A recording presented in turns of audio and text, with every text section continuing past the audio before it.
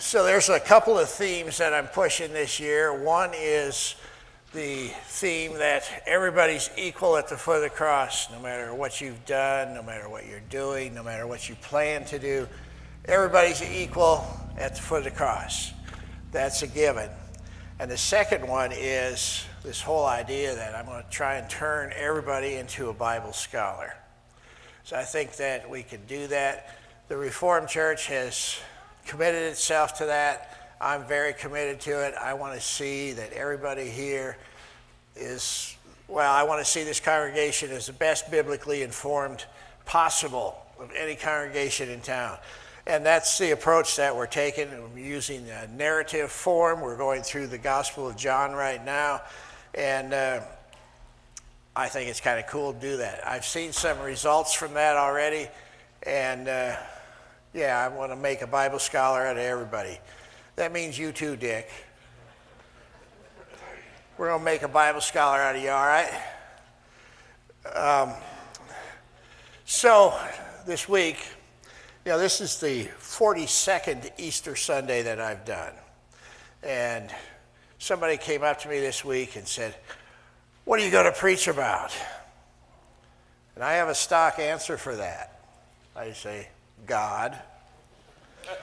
And then they wanted me to be a little bit more specific, but I didn't. I said, you show up and then you find out. So, you know, I've been studying God intensely since 1975. I'm really old. And what I did was when I was in college, I took a Bible survey class and found out that most of what I thought about Christianity is garbage. It's not in the Bible. It's made by human institutions. Most of what I was taught about Christianity was not biblical at all.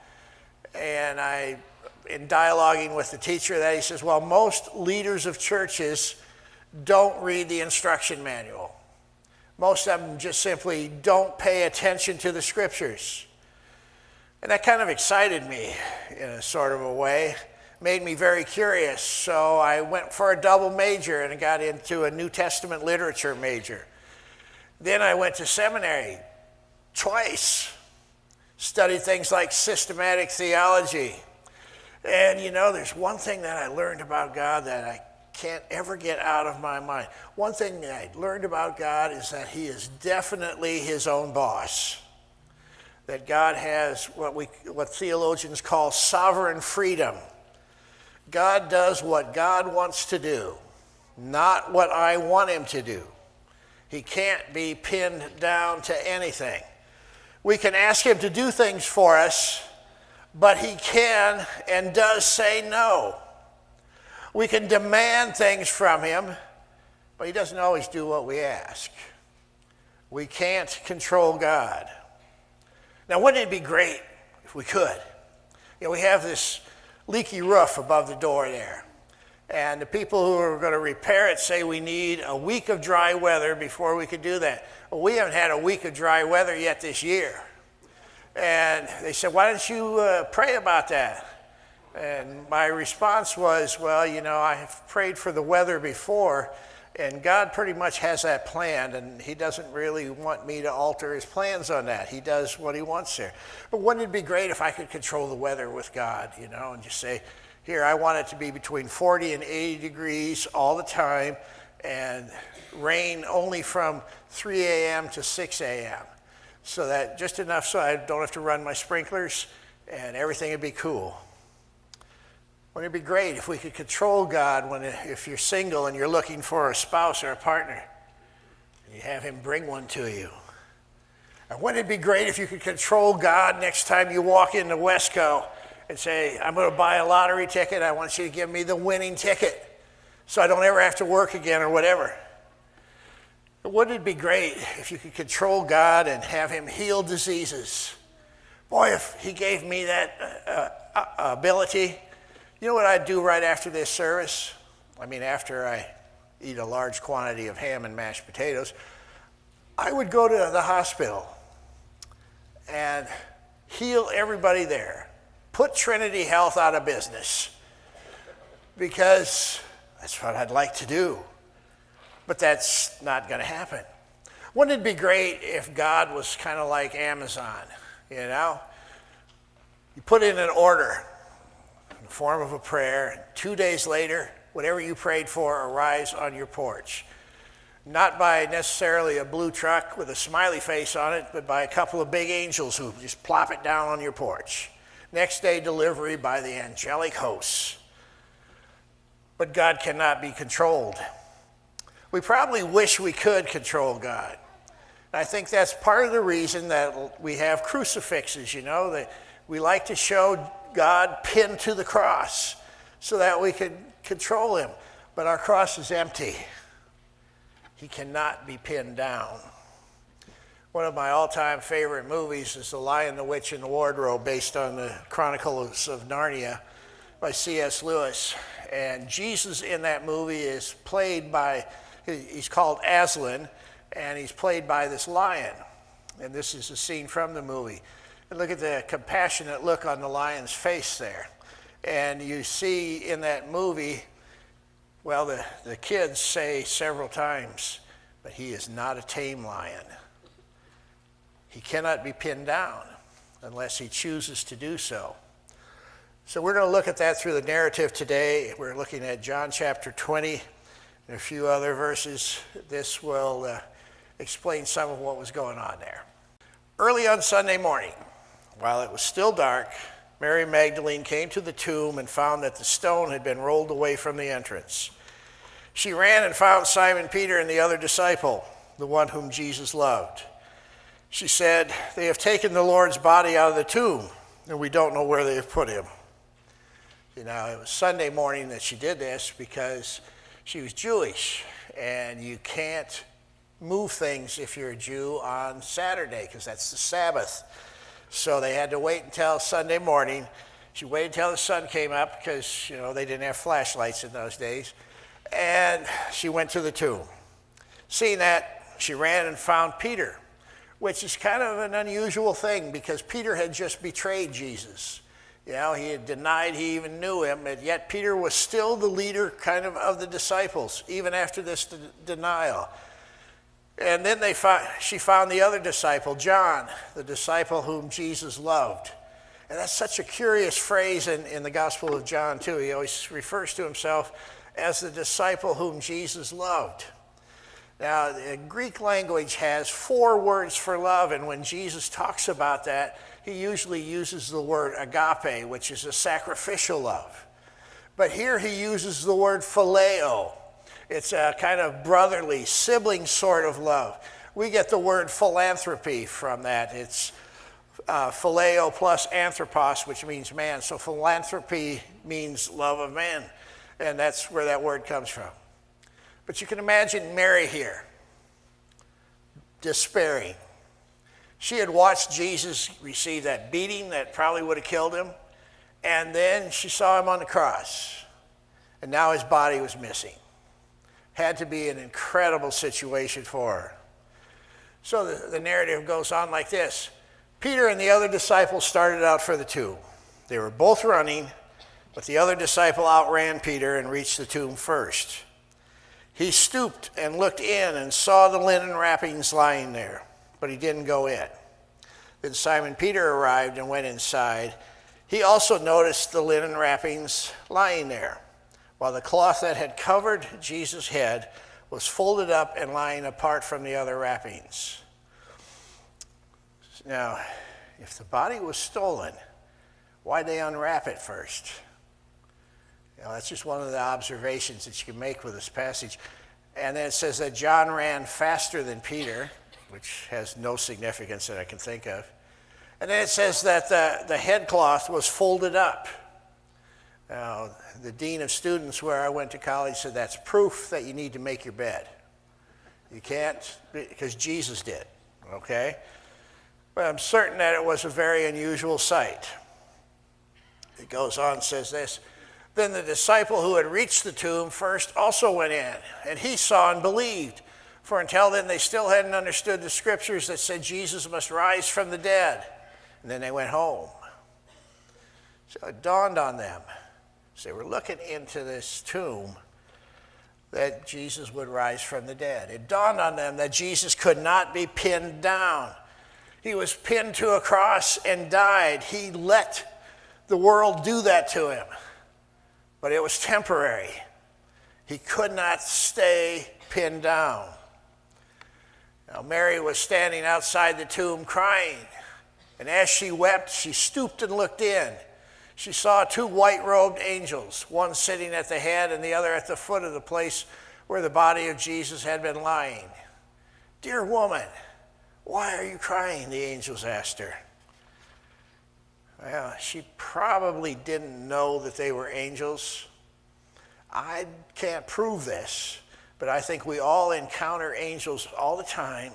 We just don't realize it. But I think they're all around us, and they're busy helping us out. In this case, the angel knew why she was crying, but he asked her anyway. He wanted to make her think about what was going on. And her response was, "Because they've taken away my Lord," she replied, "and I don't know where they've put him." That was her answer.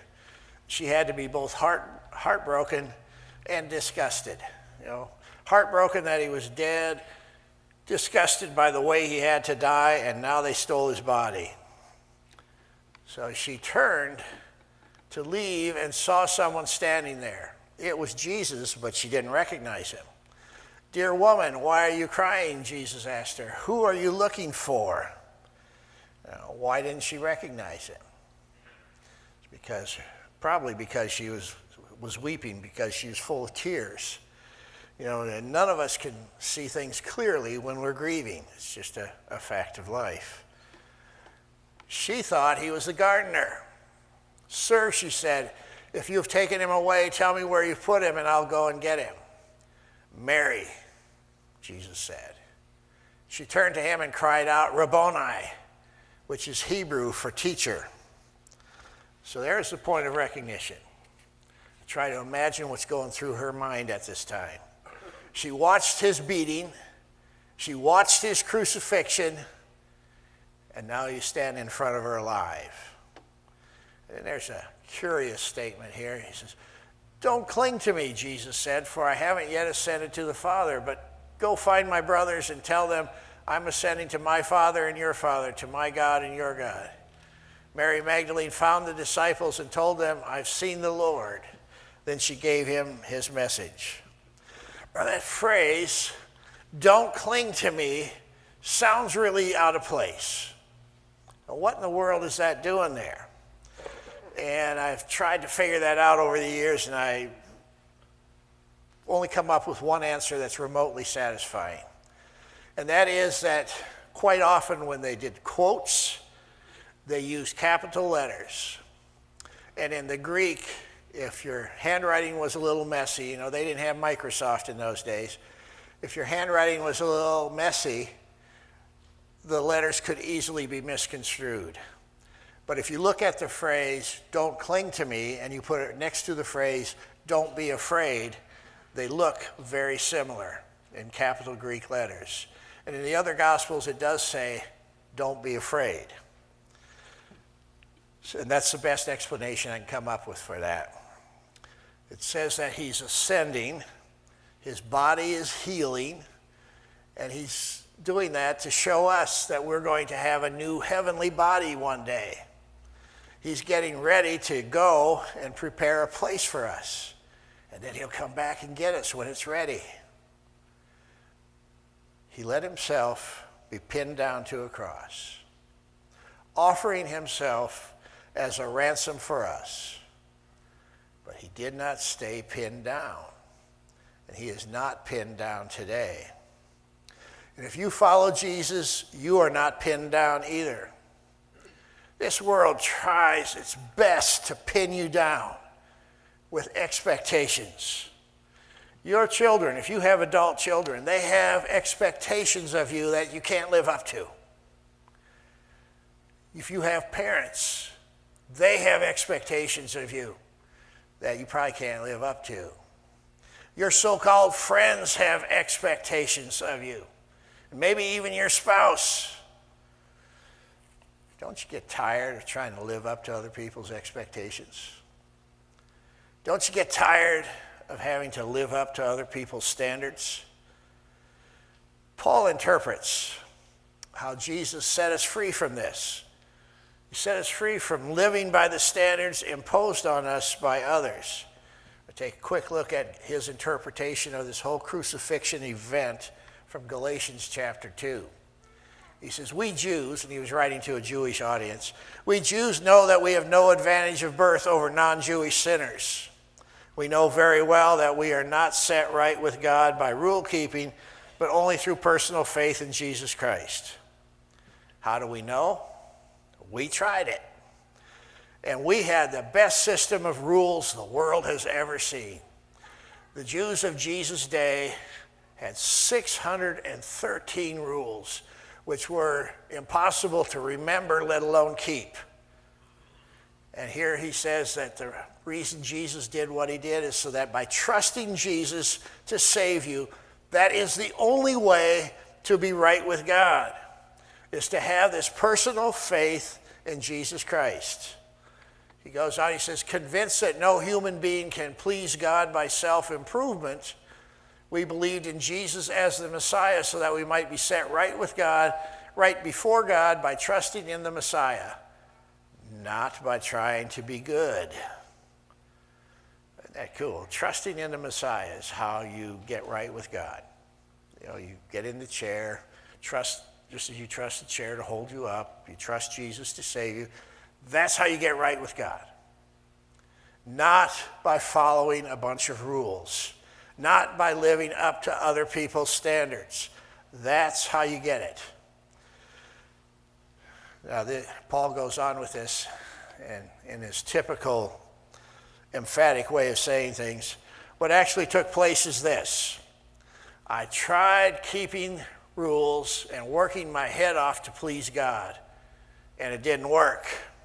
So I quit being a lawman so that I could be God's man. Christ's life showed me how and enabled me to do it. I identified myself completely with him. Indeed, I have been crucified with Christ. My ego is no longer central. It is no longer important that I appear righteous before you or have your good opinion. And I am no longer driven to impress God.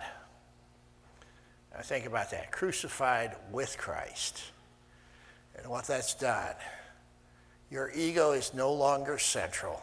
I really like the way this thing translates that. Your ego is no longer central. Your ego has been put on the back burner. You can't get rid of it, but it's put on the back burner. What that means is you don't have to be right all the time. Your ego is on the back burner. You don't have to live up to somebody else's expectations, and you don't have to be right all the time, because you can't be right and happy at the same time. You don't have to win arguments. The opinion of others is not important. You don't have to be pinned down by the opinion of others. And you don't have to impress God, because you trust Jesus to save you. Now, Paul goes on, I missed a slide. He says this, Christ lives in me.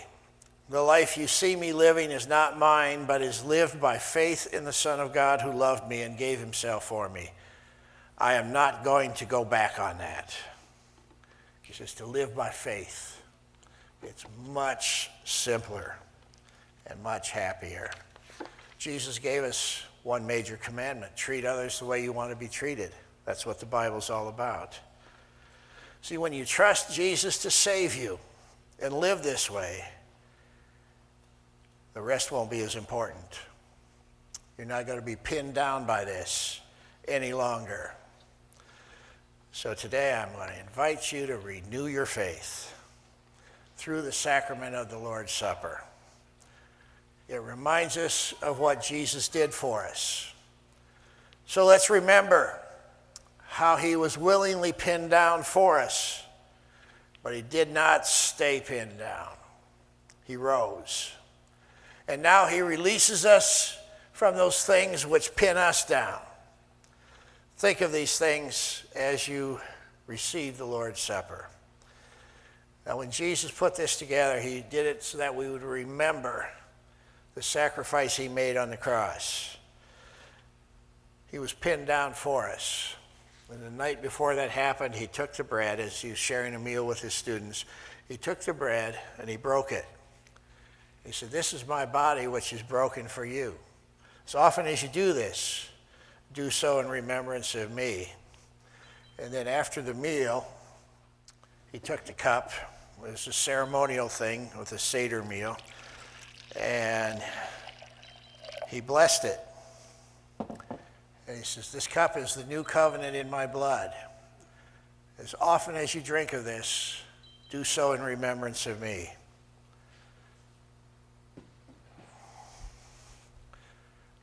Let's pray together, shall we? Lord, today it is with gratitude we realize that you allowed yourself to be pinned down for us so that we no longer need to be pinned down by sin or by death. You've done this all for it. You've done this all for us.